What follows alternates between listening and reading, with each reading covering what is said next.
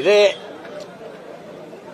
ஒரு எப்படி அவசியமற்ற ஒரு கொடுமையான அடக்குமுறையை நான் பார்க்கிறேன். ஏன்னா நாங்கள் இதே வள்ளுவர் கோட்டத்தில் பல கோரிக்கைகளை முன் வச்சு ஆர்ப்பாட்டங்களை செஞ்சிருக்கோம். குறைஞ்ச ஆயிரக்கணக்கான போராட்டங்களை பண்ணியிருக்கோம். எல்லாருமே பண்ணியிருக்காங்க. இன்னைக்கு மட்டும் திடீர்னு இது போக்குவரத்துக்கு நெரிசல் ஆயிரும், சட்டம் ஒழுங்குக்கு இடையூறு வந்துடும் அப்படிங்கிற காரணம் இருக்குல்ல, அது ஏற்கிறதா இல்லை. ரெண்டாவது நாங்கள் போராடுவோம். அப்போ அனுமதி இல்லாமல் போராடினா நீங்கள் இந்த மாதிரி உங்களை கைது செய்ய போறோம்னு முன்னாடி சொல்லிடுவாங்க. நாங்கள் ஊடகவியலாளர்களை சந்தித்து எதற்காக இந்த போராட்டத்தை நாங்கள் முன்னெடுத்தோம், எங்களுடைய கோரிக்கை என்னன்னு சொன்னதுக்கு பிறகு அவங்க சொல்லுவாங்க போகலான்னு சொல்லுவாங்க. சரி போகலான்னு நாங்கள் கைதாகி வருவோம். இது மாதிரி கூடாரங்கள் அடைப்பாங்க. பிறகு அந்த நேரம் முடிஞ்சோன்னா அனுப்புவாங்க. இதுதான் வளமையாக நடக்கிறது. ஆனால் இன்னைக்கு நீங்கள் ஊடகத்தையே சந்திக்கக்கூடாது அப்படிங்கிறது இது எப்படிப்பட்ட ஒரு கொடுமையான.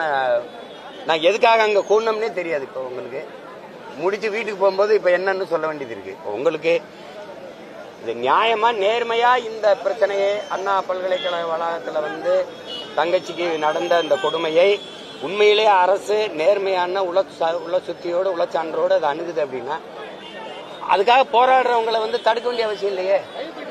தடுக்க வேண்டிய அவசியமே இல்லை. இப்போ நீங்கள் சரி போராடுங்க, உங்கள் கோரிக்கையை நாங்கள் ஏற்கிறோம், அதுக்கு என்னென்ன அதை கவனத்தில் எடுக்கிறோம்னு சொல்லிட்டு போனால் முடிஞ்சு போச்சு. யாருமே பேசக்கூடாதுங்கிறது அதை முடக்கி போடுறது, அதை மறக்கடிக்கிறதுங்கிறது அது ஏற்புடையதல்ல. மேலும் மேலும் சந்தேகத்தையும் அது நமக்கு ஏற்படுத்துது. இப்போ நமக்கு ஒரு கேள்வி இருக்குது. ஒருவர் இவ்வளவு பெரிய புகழ்பெற்ற ஒரு அண்ணா பல்கலைக்கழக வளாகத்துக்குள் ஒருவர் உள்ளே சென்று அது என்ன சொல்லப்படுதுன்னா, இந்த தங்கச்சியினுடைய இதிலிருந்து என்ன வருதுன்னா, ஒரு பெண் அந்த தங்கையருடைய ஒரு ஆண் நண்பர், அதாவது அன்பிற்கினிய ஒரு தோழரோட போய் அமர்ந்து பேசினபோது அடுத்த 10வது நிமிடத்தில் அவர் இங்கே வர்றாரு. இன்னைக்கு தங்கச்சிக்கு நடந்திருக்குல்ல, அதே மாதிரி நேற்று ஒரு தங்கைக்கு நடந்திருக்கு. இப்போ அந்த தங்கைக்கு இப்படி நடந்திருக்குன்னு இந்த தங்கை சொன்ன பிறகு அதை விசாரிச்சா அதே இடத்துல அதே பெண்ணுக்கு அந்த பெண்ணுக்கு இதே மாதிரி வேற ஒரு இடத்துல உட்கார்ந்து பேசும்போது அதே மாதிரி 10 நிமிஷத்துல அவர் இங்க வந்திருக்காரு. இவருடைய வேலை என்னன்னா, அவங்க 2 பேரும் அவங்க நெருக்கமா பேசுறதை தூர இருந்து படம் எடுத்துட்டு இந்த காணொலி காட்சியை காட்டி மிரட்டல். இப்ப நீ இதை நீ நான் சொல்றதை கேட்கல அப்படின்னா இதை உங்க பேராசிரியர்ல எனக்கு நெருக்கம் காட்டுவேன், இதை வலைவெளியில ஏற்றி விடுவேன், வலைத்தளங்களில் ஏற்றுவேன், உன்னுடைய பெற்றோர்களுக்கு அனுப்புவேன், பரப்பிவிட்டா உன்னுடைய எதிர்காலம் என்ன ஆகும், அப்ப என்னுடைய விருப்பத்துக்கு நீ கட்டுப்படு, இல்லை இணக்கமாயிரு அப்படின்னு சொல்றது. அப்ப அதுல இந்த மாதிரி இணங்குற பெண்களை ஆடையற்ற உடலோடு முழுக்க எடுத்து வச்சு மிரட்டி இப்ப காவலர்கள் சொல்றாங்கல்ல, நம்ம காவல்துறை என்ன சொல்லுது, அவர் ஏரோப்ளேன் மோட்ல போட்டாரு அப்படின்னு. அப்ப அவர் ஒருத்தர்கிட்ட பேசி இந்த சாருக்கு நான் என்னோட இருக்கிற மாதிரி அவரோடு நீ அனுசரிச்சு இருக்கணும்னு சொல்றாருன்னா, அப்ப அந்த சாரு யாரு, அந்த சாருக்கிட்ட இது ஏரோப்ளேன் மோட்ல இருந்தா இது யார்கிட்ட பேசினா இன்னொரு அலைபேசி வச்சிருந்திருக்கலாம்ங்கிறாங்க. எல்லாமே ஒரு யூகத்தின் அடிப்படையில் இப்படி இருந்திருக்கலாம், போயிருக்கலாம். இப்போ ஒரு கேள்விதானே, அங்கே சிசிடிவி கேமரா வேலை செய்யலைங்கிறது நீங்களே சொல்லுங்க. 10 ஆண்டுக்கு முன்னாடி இந்த சிசிடிவி கேமரா நமக்கு ஆதரவாக இருந்ததா? இல்லை. இது வர்றதுக்கு முன்னாடி இந்த நாட்டில் குற்ற நிகழ்வுகளை கண்டுபிடிச்சு தண்டனை கொடுக்கப்படலையா? இதை விட கடுமையான வழக்குலையெல்லாம் நம்ம காவலர்கள் விசாரிச்சு கொண்டு நிரூபிக்கலையா, நிறுத்தலையா? இதை ஒரு காரணமாக காட்டி ஒரு தனி மனிதன் ஒரு பிரியாணி கடை அந்த வளாகத்துக்கு முன்னாடி வைக்கிற இவருக்கு இந்த வளாகத்துக்குள்ள போய் பெண்களை படிக்கிற பிள்ளைகளை இப்படி எடுத்து மிரட்டிடலாம்ங்கிற துணிவு எப்படி வருது? இது எவ்வளவு பெரிய குற்றம்னு அவருக்கு தெரியுமா தெரியாதா?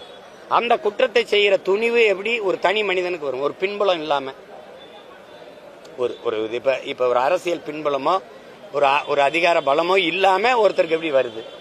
இது ஒரே நிகழ்வு தானா? நமக்கு தெரிஞ்ச 2 நிகழ்வு நடந்திருக்கு. அப்ப இதுக்கு முன்னாடி எத்தனை? ஒரு தங்கச்சி துணிஞ்சு சொன்னதுனால இவ்வளவு பேர் நின்று உரித்து பேசுறோம்.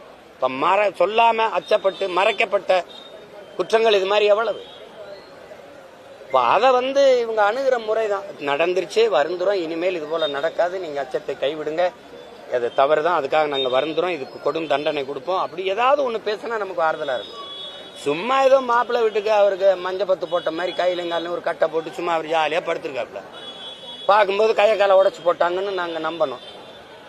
இதெல்லாம் எந்த மாதிரியான அணுகுமுறை இது? அது கேட்டா ஒவ்வொருத்தரும் ஒரு காரணம் சொல்றாங்க. அவர் அவர் மனைவி இங்க வேலை செய்யுது பேராசிரியரா, அதனால அதை கொண்டாந்து 7 விட வருவாருன்னு. 8 மணிக்கு என்ன விட வர்றாரு? சரி, அந்த பேராசிரியர் ஒரு மனைவி இருக்கல, அதை ஒரு தடவை பேச சொல்ல வேண்டியது. நாம என்னுடைய கணவர் அவர் என்னையை கொண்டாந்து வளாகத்தில் விடுறதுக்கு தான் வருவார் அப்படின்னா வளாகத்தில் விட்டு போண்டி தானே. அங்கே உள்ள காட்டுக்குள்ளே போய் தனியாக இருக்கிற பெண்களோட என்ன வேலை அவருக்கு?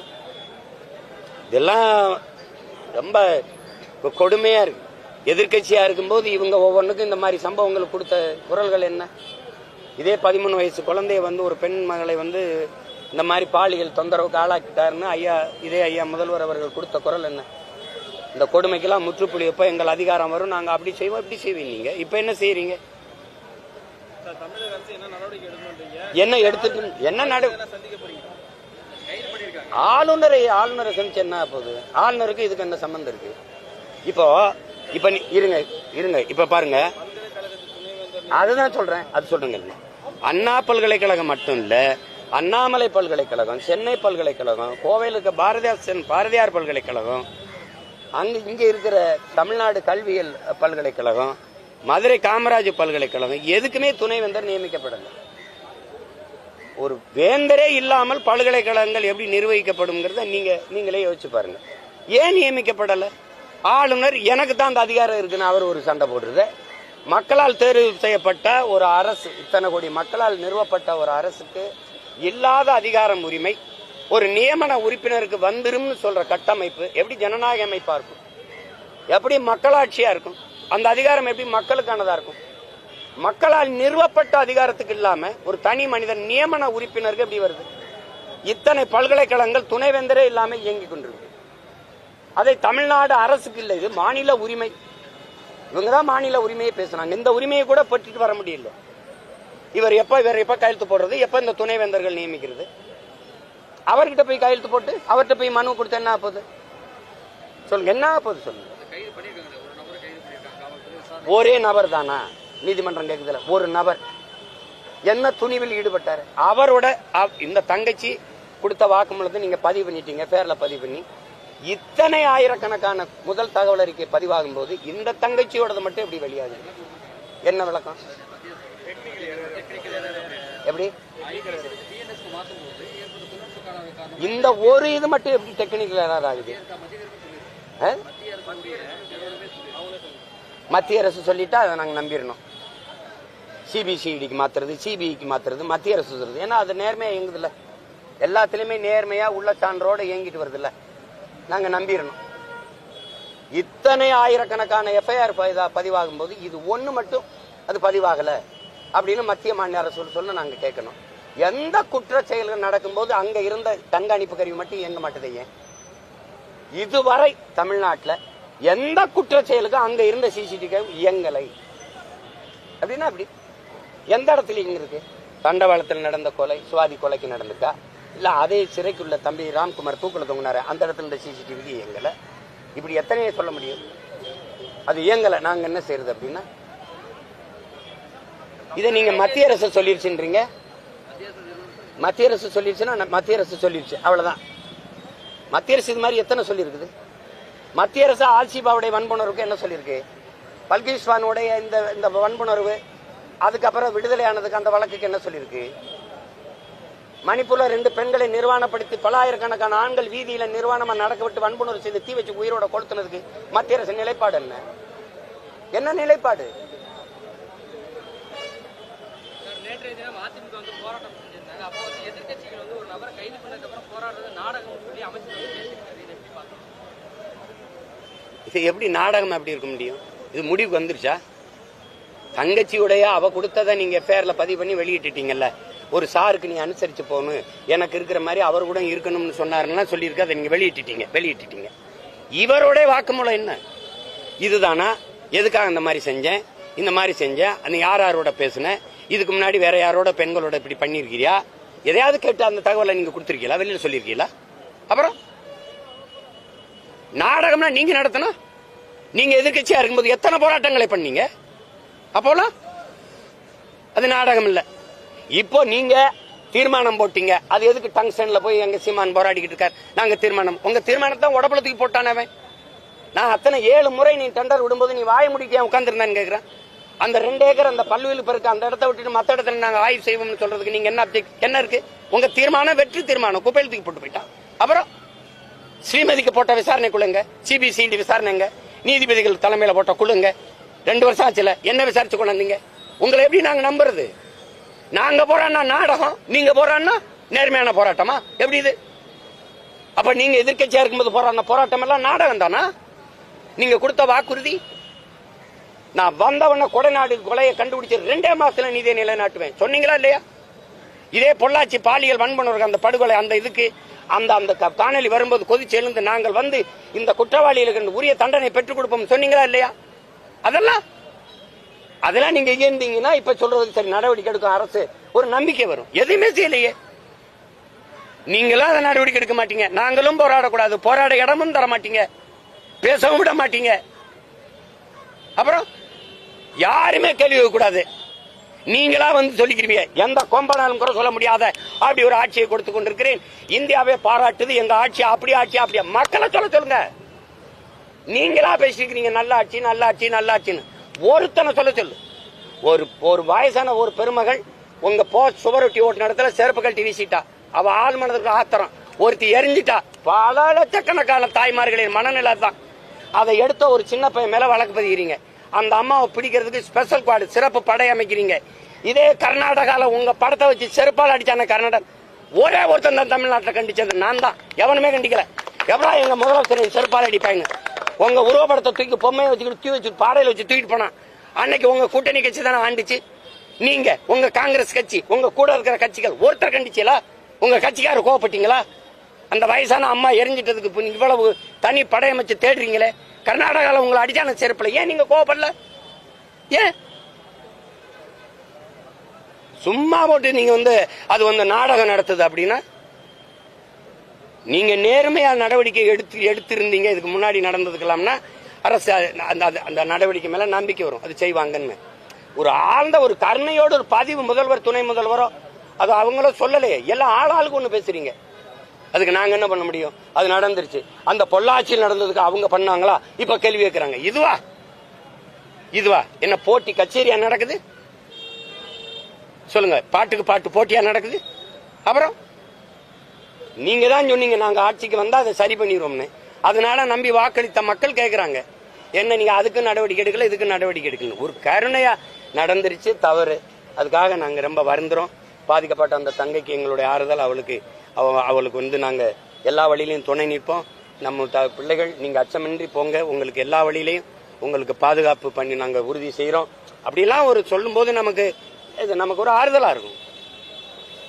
அதனால அது சிஸ்டம் ஃபெயிலியர் ஆயிடுச்சு, அதனால அது வெளியாயிருச்சு. வேற நெக்ஸ்ட் அப்படின்னா நான் ஒரு துப்பாக்கி வச்சு சுட்டேன், அது 70 கை தவறி சுட்டுச்சுங்க, பிஸ்டல் அது ஏதோ இதாயிருச்சு அப்படின்னா விட்டுருவீல? அவர் தான் சொல்றாருங்க ஏதோ பிஸ்டல் ஏதோ மிஸ்டேக்னு அப்படின்னு விட்டுருவீல? போலீஸ் கமிஷனர் இதுக்கு விளக்கம் கொடுத்திருக்காரு. அந்த ஒருத்தர் தான் சாருங்கிறவங்க யாரும் கிடையாதுன்னு சொல்லி ஒருத்தர் தான் சாருங்கிறது நீங்க அவர் பிளைட் மோட்ல வச்சிருந்தாருங்கிறத நம்புறீங்க. பாதிக்கப்பட்ட அந்த தங்கச்சி இன்னொரு சாரோட அனுசரித்து இருக்கணும்னு அவர் சொல்றதை நீங்க நம்ப மாட்டீங்க. எப்படி இது? காவல்துறை விசாரணை நடத்தி அவங்க சொல்றாங்க. அமைச்சரும் மாத்தி மாத்தி பேசுறாங்க. காவல்துறை விசாரிச்சு தான் பிளைட் மோட்ல போட்டிருந்தாருன்னு சொன்னீங்களா? அது எப்படி எடுத்தவன சொன்னீங்க?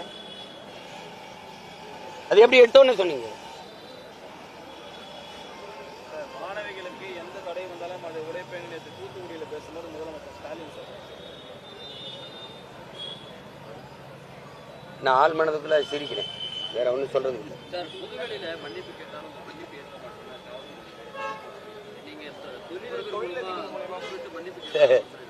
அவரு அவ்வளவு பெரிய சீன்லாம் இல்லையே, அவ்வளவு பெரிய அப்பா டாக்கர் அவரு. நான் போய் மன்னிப்பு தம்பி, அவர் ஏதோ காமெடி பண்ணிட்டு அலைகிறாருன்னு.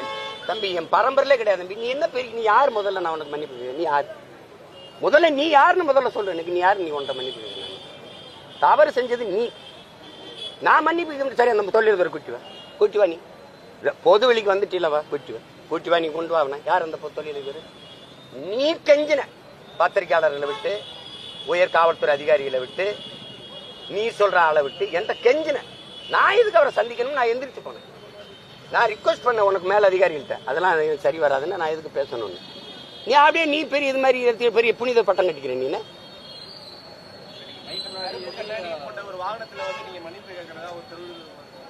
அதான் சொல்லிக்கிட்டு இருக்கேன். எதுக்கு மன்னிப்பு? நீ முதல்ல யாருன்னு சொல்லு. உன்ட்ட எதுக்கு நான் மன்னிப்பு? உன்னை பயந்துக்கிட்டா? உனக்கு பயந்துக்கு நான் மன்னிப்பு கேட்கணும். நீ தான் கெஞ்சின உன் நீ நேருக்கு நேரம் நின்று என்னோட பேசுவியா? நீ கெஞ்சினியா இல்லை? நான் உன் நாகரிகங்கிறது சில அதிகாரிகள் பேரை சொல்ல விரும்பல, பத்திரிக்கை பேரை சொல்ல விரும்பல. எல்லாரையும் அனுப்பி எனக்கு முடிச்சு விடுங்க, அண்ணனுக்கு எனக்கு தகராறு வேணாம், பிரச்சனை வேணாம்னு சொன்னது நீ. நான் எதுக்கு அவர்கிட்ட போய் பேசணும்னு எந்திரிச்சு போனவன் நான். நீ தான் பெரிய அப்பாட்ட பெரிய இவராச்ச, துப்பாக்கி துப்பாக்கி பெரிய பெட்டாலியன் வச்சிருக்கிய, எனக்கு பாதுகாப்பு இல்லைன்னு சொல்றது கேவலம் அல்ல? சும்மா நீங்க சும்மா என்னை மோதி மோதி ஒரு ஆளா காட்டிக்கிறேன்னு நினைக்காத, இதெல்லாம் இது பண்ணிக்காத நீ. தம்பி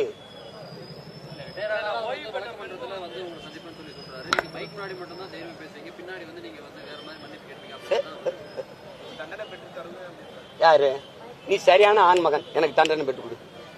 நீ கொடுத்துறா, நீ பாக்குற கொடுத்துரு, நீ பாக்குற. நீ அக்யூஸ்ட், நீ காட்சி சட்டத்துல மறைஞ்சிருக்க கிரிமினல். நீ நீ செல்போன் திருடன், ஆடியோ திருடன், 14 செல்போன் அதுலதான் ஆடியோ திருடன். நீ நேர்மையாளன் சொல்ற, இந்த ஆடியோ வெளியிட்ட அயோக்கிய பையன் நீயா இல்லையா? நீயா இல்லையா? நீ சொல்லு. இந்த அரசு என்னோட மோத துப்பு இல்லாம நீ அவனை முன்னாடி நிறுத்திக்கிட்டு பின்னாடி இந்த ஆட்டம் காட்டிக்கிட்டு எதுக்கா? நீ அவன் டப்புன்னு டிஜி ப்ரொமோஷன், அதுவும் பொண்டாட்டியும் புருஷனையும் ஒரே பக்கத்து ஹனிமூன் ட்ரிப் மாதிரி இவர் இங்க இருப்பாரு, அவங்க திண்டுக்கிற டிஐஜி வேற இடத்துக்கு போட மாட்டேன், எல்லாருக்கும் பணி மாறுதல், இவருக்கு மட்டும் அதே இடத்துல. என்ன பண்ணிடுவேன் நீ? என்ன பண்ணிடுவேன் நீ? என்ன பண்ணிடுவேன்னு சொல்லி என்ன பண்ணிடுவேன்? தண்டனை விட்டு என்ன பண்ண சொல்லு. யாரு? அவர்கிட்ட சொல்ல சொல்லு. ஆரம்பிச்சது நீ. செல்போனை திருடிட்டு போய் இதை போட்டு ஆடியோ போட்டு திமுக ஐடி விங்க கொடுத்து அங்க இருக்கிற சில அல்லக்கைகள் கொடுத்து பேச வச்சது நீ. தொடர்ந்து வந்து நாம் தமிழ் கட்சி வருண்குமார் அவர்கள் வந்து மோதல் போயிட்டு நீங்க வந்து டிஜிபி அலுவலகத்துல போய் கம்ப்ளைண்ட் கொடுத்துருக்கீங்க. இப்போ அவர் வந்து ப்ரொமோஷன் கொடுத்துருக்காங்க, நீங்க வந்து கோர்ட்டுக்கு போவீங்களா? அதை ரசிக்கிறேன், நீ கொடு. நீ எனக்கு நீ வந்து உனக்கு நேரடியா மோதம் இல்ல, அவர் ஒரு காய்ச்சி சட்டைகளுக்கு வச்சு இதை சீண்டி பாக்குற, நான் அதை கண்டுக்கிறாம போகணும்னு நினைக்கிறேன். உங்க மாதிரி ஆளுக திருப்பி அதை இழுத்து விடுறீங்க. எனக்கு அவர் ஒரு ஆளு, அதான் சொல்றாரு. நீங்க இதை கேட்டுக்க வேண்டியதில்லை, எனக்கு பதில் என் தங்கச்சி எல்லாம் பேசியிருக்கணும். இதெல்லாம் நீங்க பேச வைக்கிறீங்க என்னைய. நான் என்ன வேலை செய்யறேன், அவர் என்ன வேலை செய்யறாரு? நான் அவருக்கும் அவர் பிள்ளை வீட்டிலுக்கும் சேர்த்து போராட்டிருக்கேன். அது தேவையில்லாம அவர் பேச்சுக்கல. என்ன முடிவு கொண்டு வரணும்? அதான் சவால் விட்டில, அப்ப மோதிர வேண்டியதான். நீ யார்? நீ என்னை போய் நீ அந்த ஒரு போலீஸ்காரன், நீ அங்க போய் போலீஸ் வேலையை தான் பார்க்கணும். இவ்வளவு பெரிய வேலை செய்யற ஒரு சாதாரண இதுல இருந்து நின்று இந்த மொழிக்கும் இனத்துக்கும் மக்களுக்கு மனுக்குமா போராடி 136 வழக்க வாங்கி நின்று ஒருத்தன் கடை வச்சுட்டு 14 வருஷமா முடங்கி இருக்கு. ஒன்னும் செய்ய முடியாது. எத்தனை அவமானம், ஏச்சு பேச்சு எல்லாத்தையும் தாங்கிட்டு இந்த மக்களுக்காக நின்று போராடுறேன்னு வந்து Tamil fascist, Tamil chauvinist, separatist, பிரிவினைவாதின்னு பேசுறேன்.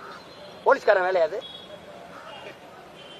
எப்படி நீ பேச்சு கொடுக்குற? நீ ஒரு டிஐஜி வந்து ஒரு அரசியல் கட்சி தலைவர் மாதிரி நீ திமுக மாவட்ட செயலாளரோட என்னை ஏற்று பேசுற.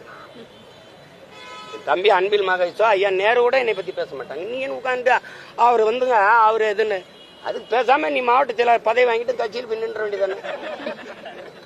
எதுக்கு இவ்வளவு பேருக்கு நீங்க பேசுங்க? என்னைய அவரையும் முன்னாடி நிறுத்துறீங்க. நாங்க 2 பேரும் ஒரே ஊருக்காரன், அவரு காவலர்கள் தின்றது. எங்க வழக்கு போடு, அவர் அங்கேதான் தூக்கி கொண்டு வச்சு விசாரிப்பாரு, சிறையில் போடுவார். அவர் பேசினதெல்லாம் உங்களுக்கு சொன்னா இதுல சொல்ல முடியுமா? அவர் மோதுறதுன்னு ஆயிடுச்சு, அப்புறம் மோத வேண்டியதானே? தம்பி நீ ஆஃப்டர் ஆல் போலீஸ் ட்ரைனிங். நான் யாருன்னு தெரியுமா? போராளி பயிற்சியாளன். நீ இந்த ஊருக்குள்ள ஒட்டு பேப்ப உழவு பார்ப்ப, நான் உலகத்தை உழவு பார்த்த தலைவனின் மகன். நீ சும்மா போட்டு இது பண்ணிட்டு இருக்காத. நீ போட்டு நீ என்ன வேணாலும் செஞ்சு பாரு, நீ செஞ்சு பாரு. மோதுவும் ஆயிடுச்சுல, மோதுவும். இதே அதிகாரம் அந்த திமுக இருக்கிறவர் தான். இவங்களை நம்பிட்டு நீ ஆடிட்டு இருக்க. 26க்கு அப்புறம் இவங்க என்ன பாடுபடுறாங்கன்னு பாரு. இந்த திராவிட தீர்ப்பு பயிலு நீ பேசிக்க. எந்த போராட்டம்? நியாயமான ஒரு இது விசாரிச்சு உண்மையை வெளியில கொண்டு வரல அப்படின்னா எந்த துணிவுல இவர் செஞ்சாரு? அவருடைய ஸ்டேட்மெண்ட் என்ன? அவர் என்ன சொல்றாரு? எதனால இந்த குற்றச்செயல ஈடுபட்டார்? இந்த ஒரு தங்கச்சி தானே, அதுக்கு முத நாள் இன்னொரு தங்கச்சியை தொந்தரவு பண்ணிருக்காரு. அப்ப அந்த பெண்களை உடைய கழட்ட சொல்லி உடையற்ற உடலோடு காணொலி எடுத்திருக்காரு. அந்த காணொலியை அவர் என்ன பண்ணார்? அதெல்லாம் யாருக்கு அனுப்பினார்? அதை பற்றிய தகவலே வரலையே. எப்படி எந்த துணிவில் அவர் செஞ்சாரு? ஒரு பொலிட்டிக்கல் ஒரு அதிகார பின்புலம் இல்லாம ஒருத்தன் செஞ்சிட முடியும் நீங்க நம்புனீங்கன்னா இதை பேசி பயன் இல்லை.